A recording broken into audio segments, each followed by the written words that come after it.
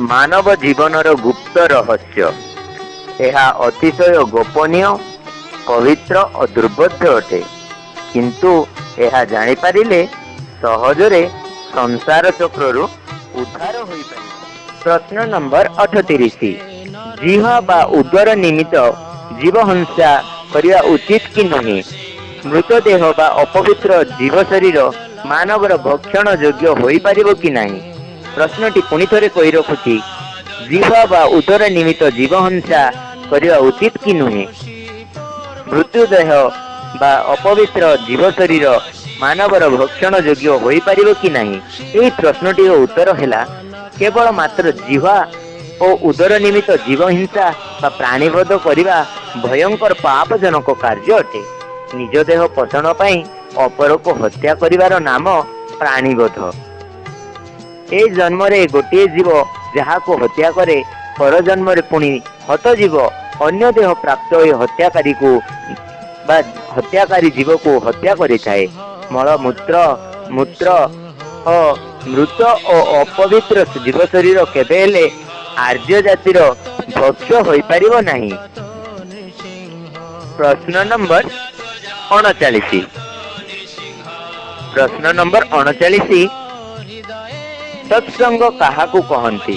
प्रश्नटी पुनि थरे कहि रखुछि, सत्संग काहाकू कहंती? संग अर्थात एहार उत्तर हैला संग अर्थ अनुसरण, अनुगमन, आश्रय, आनुगत्य, चितानुवृत्ति एवं सेवा को बुझाई थाए। संग अर्थ अनेक अर्थ रही। संग व्यतीत केही रही पारिबे नहीं। संग ही जीवनर स्वाभाविक धर्म बा स्वभाव अटे। आम्भे माने अनादि कालरू सत् वस्तु भगवान को भूली दुखकर अनित्य वस्तु रे प्रीति होई अछि। तेणु आम्भ मानंकु बा आम्भ मानंकर एते कष्ट, एते दुख, एते अशांति और एते उद्वेग रही अछि। एही दुख कष्ट उद्धार लाभ करने को हेले सत्संग ही एकमात्र प्रयोजन।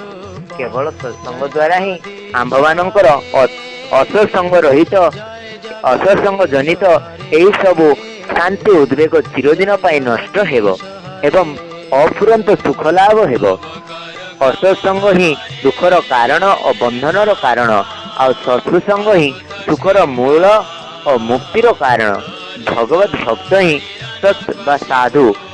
एणु भक्त संग ही सत्संग अटे। को ही सत्संग कहा जाई पारे।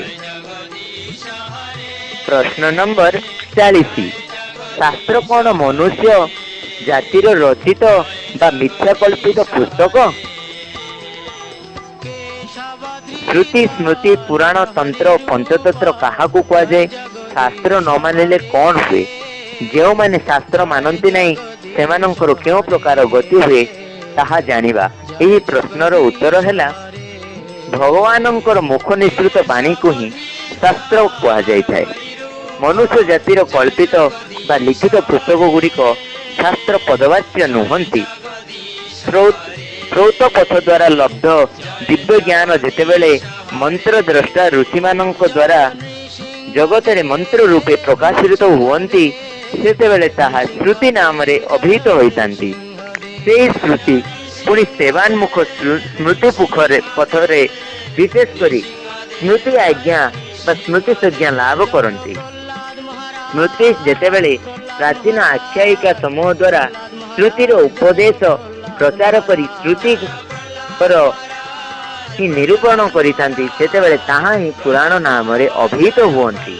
पुणी जेतेबेले पुराण बा श्रुतिर प्रतिपाद्य विषय अल्प बुद्धि मानवंक बोधगम्य पाई विशेष रूप से विस्तृत हुए, सेतेबेले ताहा तंत्र नाम धारण करे। तन धातुर अर्थ विस्तार। एही तंत्र सात्विक, राजस और तामस भेदरे त्रिविध प्रकारर। तामस और राजस तंत्र तामसिक और राजसिक प्रवृत्तिर लोकमानंक पाई, किंतु एगुड़िक परिवर्जन करने उपदेश देइछन्ति। तामस और राजस घटना समूह शुद्ध सत्य पथर विघ्न कारक बोली सात्वत वा सात्विक भक्त माने एहाकु बारण करନ୍ତି। सात्वत तंत्र ही पंचरात्र तंत्र रे कथित। श्री नारद ପଞ୍ଚରାତ୍ର ପ୍ରଭୃତି ଏହି ଶାଶ୍ୱତ ତନ୍ତ୍ରର ଅନ୍ତର୍ଗତ ଅଟେ। କଳି କାଳରେ ସେହି ଶାଶ୍ୱତ ତନ୍ତ୍ରର ବା ପଞ୍ଚରାତ୍ରର ବିଧାନ ହିଁ ଗ୍ରାହ୍ୟ ଓ ଜୀବର ମଙ୍ଗଳ ବିଧାନ। ସ୍ୱୟଂ ଭଗବାନ ଶ୍ରୀ ଚୈତନ୍ୟ ମହାପ୍ରଭୁ କହିଛନ୍ତି, ପଞ୍ଚରାତ୍ରେ ଭାଗବତେ ଏକ କଥା କହେ। ପଞ୍ଚରାତ୍ର ଭାଗବତ ଗୋଟିଏ ଅମଳ ହରିଭକ୍ତିର କଥା ଉପଦେଶ ଦେଇଛନ୍ତି। ଶାସ୍ତ୍ର ଶାସନ ଲଙ୍ଘନକାରୀ ବ୍ୟକ୍ତିମାନେ ଉଶୃଙ୍ଖଳ ହୋଇପଡ଼ନ୍ତି, ଫଳରେ ସେମାନଙ୍କର ନରକ ଗତି ହିଁ ହୋଇଥାଏ। ହରେ କୃଷ୍ଣ।